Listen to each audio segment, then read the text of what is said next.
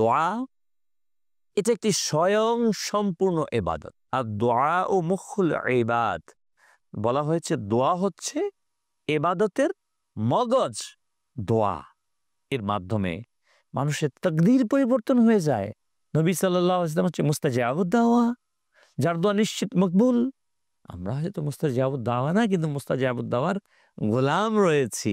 আল কালামুল মুবিন এর ৭৮ পৃষ্ঠা আলাল মাওয়াহিব বাব গজওয়াতুল উহুদ দ্বিতীয় খণ্ডের ৪৩২ পৃষ্ঠায় এটি বর্ণিত রয়েছে যে উহুদের যুদ্ধে হযরতে কাতাদা বিন নু'মান রাদিয়াল্লাহু তাআলা আনহুর চোখের মধ্যে একটি তীর আল্লাহ এসে বিঁধল। দেখেন মাদানী চ্যানেল দর্শকবৃন্দ, চোখের মধ্যে একটা বালির কণা লেগে গেলে কেমন অস্থির। আর এই সকল মর্দে কালান্দার, মর্দে মুজাহিদগণ দ্বীনে ইসলামকে আল্লাহ তাআলার জমিনে প্রতিষ্ঠা করার জন্য কত কষ্ট করেছেন। তীর এর চোখে বিঁধেছে আল্লাহ, যার ফলে ওই সাহাবী রাদিয়াল্লাহু তাআলা আনহুর চোখ,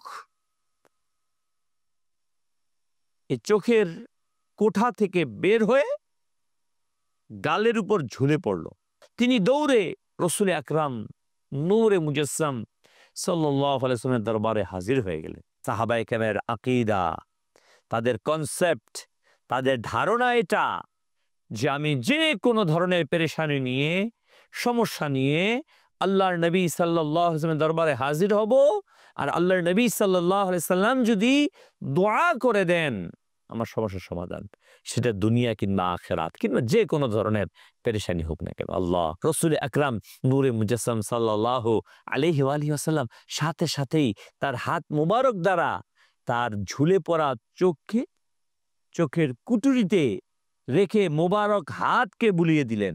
সাথে সাথে তার চোখ ভালো হয়ে গেল, এবং এই চোখ দ্বিতীয় যেই চোখটি ছিল যেখানে আঘাতপ্রাপ্ত হয়নি, তার চেয়েও বেশি সুন্দর ও প্রখর দৃষ্টিওয়ালা হয়ে গিয়েছে।